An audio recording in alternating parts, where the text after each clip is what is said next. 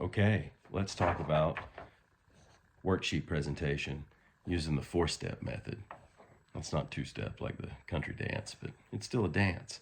So traditionally, when presenting a deal, I've seen over and over and over again, our people only present the price of the new boat. And when you only talk about the price, you make a price shopper out of 100% of our customers. And facts are 100% of our customers are not price shoppers.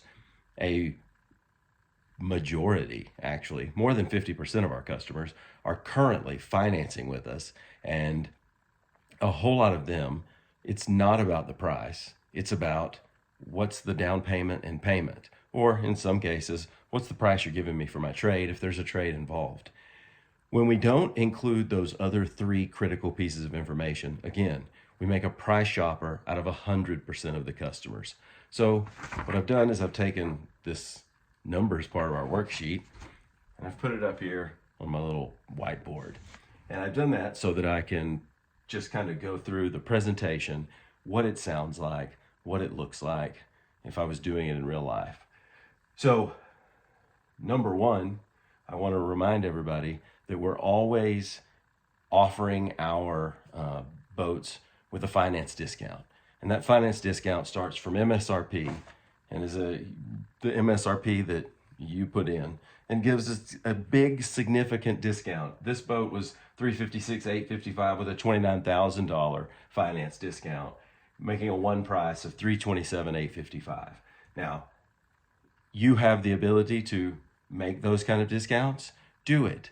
It gives the customer a win off the bat, but it also sets the rest of the store up for success, which is part of the reason for this. I know what's in this for the salespeople. What's in this for the salespeople is if we don't make every single customer a price shopper, we wind up having higher margins, bigger paychecks, which is what we're all here for, right?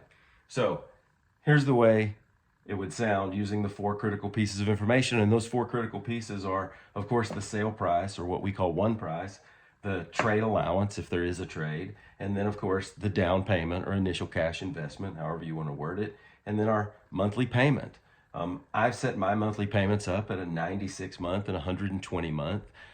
This is very easy to do. I do this with a hand calculation. My suggestion would be that you learn this little tip and then just write down here in the bottom of your sheet, down payment and payment. And I would set it up as a 96-month and 120. Unless it was a boat we could finance for 240 months, then I'd probably set it up for a 120 and a 180. You can do that very simply on your calculator on your phone using a payment factor. Sorry, I blanked out there for a second. A payment factor, you just multiply the balance times the payment factor for 96 months, a payment factor for 120 months. Those will be provided at the end of the video. And they're real simple calculations. Multiply it out, you get your monthly payments. And then the presentation sounds like this. Rather than here's the price of the boat and then going, okay, let's go back and forth on the price of the boat, it sounds like this.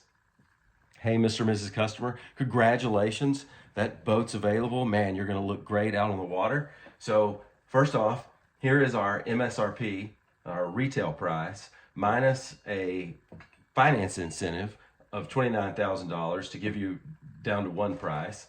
Now, fair market value on your trade is here. Most banks want to see 30% down to put you in a positive equity position. So we're looking at $99,000 down, and at 96 months for our average customer payment, that would be $33.24 a month, and at 120 months, that'd be $50.66 a month. Which one of those payments works best for you? Give me a signature and we'll get it going. And then you wait. And you wait to see what their comeback is, because it's not always the price. And if it's not the price, you're winning here. Because if it's not the price, they're going to get a win already, and then we're going to not have to negotiate as hard if they do want to negotiate price. For most people, it's actually the down payment that is the issue, because it's a shocking big number at 30%. At 30%, we know that we can get just about any deal bought if the credit's okay, and we can get most of them done with way less than that. But what we're looking for is a reaction out of the customer, a reaction to something other than the price. It's the same thing on the payment boxes. It's the reason why the payments are set up at 96 months and 120, not at 180 or 240. It's so that, wow, that payment is way higher than what I expected. Or, wow, that down payment is way higher than what I expected.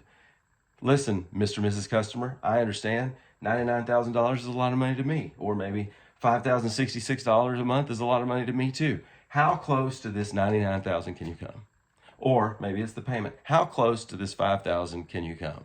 That's the question. We're looking to anchor them to our number, not us sink down to by us saying, well, how much do you want to put down? When either one of those, when they give us the answer is okay. Well, let's get a credit app done and let's see if we can, how close we can get to your number. And then we have moved the process further along and we haven't given up margin on the front end. If they do want to talk about the front end, if they do want to talk about their trade, that's okay. The trade is easy. Hey, Mr. and Mrs. Customer, listen, that is a nice boat. Most of our customers are really happy with the number we put on their trade-ins. I'm happy to go talk to the GM and see if there's anything else he can do. But usually people are pretty happy with his number. If you don't mind, before I go talk to him, he's going to ask me, where did you come up with your number? And they're going to say, I pulled it out of my hat. And you're going to say, okay. And then you're going to let the GM come explain to them why their boat's not maybe worth as much as they thought it was. Or maybe it is the fact that the payment or the price, maybe the price is their issue. If the price is their issue, I don't have any magic bullets or magic beans for you. What are you doing now to negotiate the price? Because that's what you'll have to do then. But if you present it this way, a whole lot of times price won't be the number one issue. And even when price is an issue, they've already won talking to you about one of these other things because you just said, okay, let's see what we can do. And so they've won, so they won't fight as hard on that one. You hold more margin, you make a bigger paycheck.